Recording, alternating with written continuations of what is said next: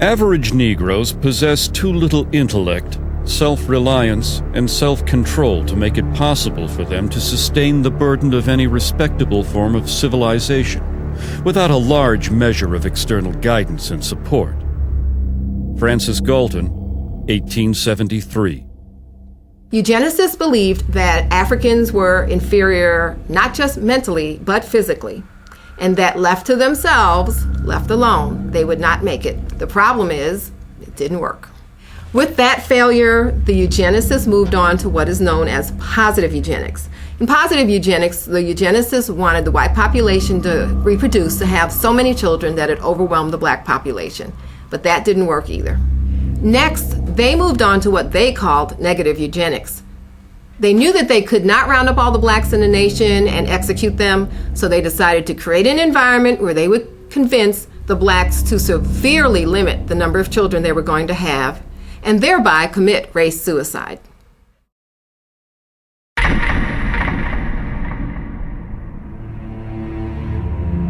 The problem of the socially fit must be treated not as one of color, but as a problem of the spread of feeble-mindedness.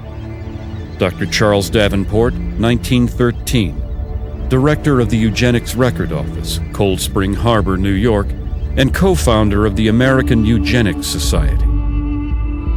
Eugenics realized that they could not promote their agenda simply because they knew it would be viewed as politically incorrect and socially unacceptable. So what they did was use code words that were once successful in slavery, terms such as feeble-minded, unfit, words such as imbecile, immoral, criminal. They tagged those labels upon the targeted community. These words were less inflammatory, so it lets society more or less not be totally alarmed of the original intent, but deep down inside, I believe everyone truly knew what segment of society and what people they were actually talking about. Even a cursory glance at the charts, photographs, and diagrams used to popularize eugenic ideals reveals that the unfit were swarthy, black, and ugly by Anglo-Saxon standards, with flattened noses, wiry hair, and prognathous profiles. Harriet Washington, author, Medical Apartheid. In the early 20th century, the white elitists who made up the eugenics movement were no longer just philosophers and academics. Now they were industrialists and billionaires who had come to embrace a worldview that was essentially identical to the eugenics movement. The same individuals and corporations who had once made millions on the backs of slaves were now willing to spend millions to get rid of them. But that didn't mean that these guys were interested in being public crusaders for the eugenics movement. They were certainly willing to be the brains and the money behind it, but they would hire crusaders to do the dirty work. And the primary one they settled upon was a woman named Margaret Sanger. She was the founder of the American Birth Control League and the publisher of its newsletter, the Birth Control Review. On a practical level, the relationship between Sanger and these elitists was basically a marriage of convenience. In order to advance their common agendas, they needed a front man and she needed money. And the whole thing would be held together by this kind of bizarre obsession with race and class. The result was that the American Birth Control League became the driving force behind the American eugenics movement. Eugenics would no longer just be a philosophy. Sanger and others like her were going to put it into practice. We are paying for and even submitting to the dictates of an ever-increasing, unceasingly spawning class of human beings who never should have been born at all. Margaret Sanger, 1922. The laws of nature require the obliteration of the unfit, and human life is valuable only when it is of use to the community or race. Madison Grant, 1916, co-founder, American Eugenics Society. The black man has never been a competitor, but has always been subservient to the white race. And just so long as he remains subservient, his position is secure. And just so soon as he becomes a competitor, his fate is sealed. Dr. Benjamin Hayes, eugenicist, 1905. The American Birth Control League was wise enough to get their program of population control across by using what had worked in the past, the same code words that had established the institution of slavery and that was also used by the early eugenics movement was once again used by the American Birth Control League. The Margaret Sangers of those days did not come out and say they were trying to eliminate black people. What they did say, they were trying to rid society of the feeble-minded. They were trying to rid the society of the criminal. Well, she was successful simply because of her eugenics friends for the past 50 years had put those labels on minorities and African Americans, and therefore society was more or less desensitized. In effect, the code words hid the agenda of Margaret Sanger and the eugenists. At that time, they did shift over to what they call the quality of life.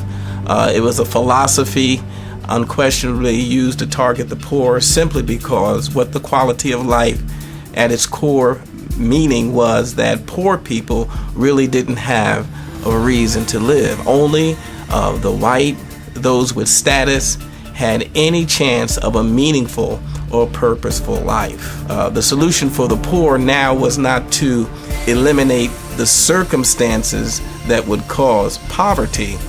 Their solution now was to eliminate the poor, eliminate the impoverished, and just wipe them off the face of the earth. The practice of birth control among the majority of colored people would probably be more eugenic than among their white compatriots. The dissemination of the information of birth control should have begun with this class, rather than with the upper social and economic classes of white citizens. Walter Turpening, Birth Control Review, 1932. In virtually every community where Negroes dwell, one finds them, in fat times and lean alike, contributing a disproportionate number to the roles of the dependents and delinquents.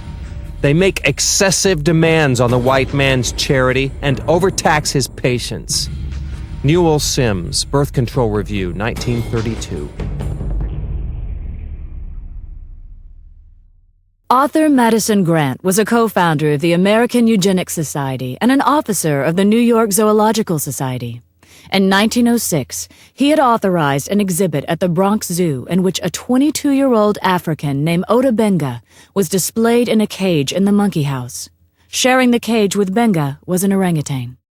When a local clergyman protested the exhibit, he said that it was clearly intended to be a demonstration of Darwin's theory of evolution. Local proponents of Darwinism apparently agreed and labeled the display educational. 10 years after this event, Ota Benga committed suicide.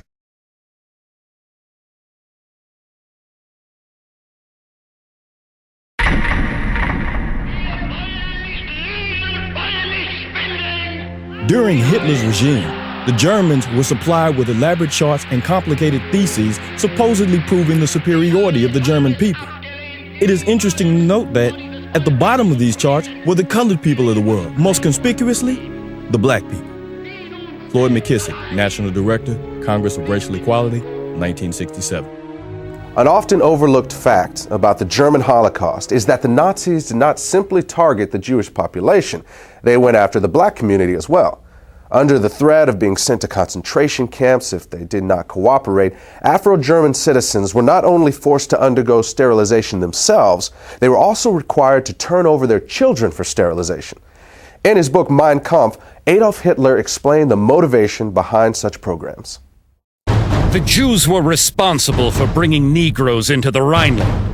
It suits the purpose of the cool, calculating Jew who would use this means of introducing a process of bastardization in the very center of the European continent, and, by infecting the white race with the blood of an inferior stock, would destroy the foundations of its independent existence. Adolf Hitler, Mein Kampf. The Nazi attitude toward blacks was clearly defined in a 1944 book by Robert Ley, who was the head of the German Labor Front. Ley characterized the Jewish race as a disease-riddled parasite, that had been created by unnatural inbreeding between white men and the racially inferior Negro. He described the result as a racial swamp that would eventually destroy the natural superiority of the Aryan race. Another Nazi publication described blacks as African brutes who had not been tamed even by centuries of slavery.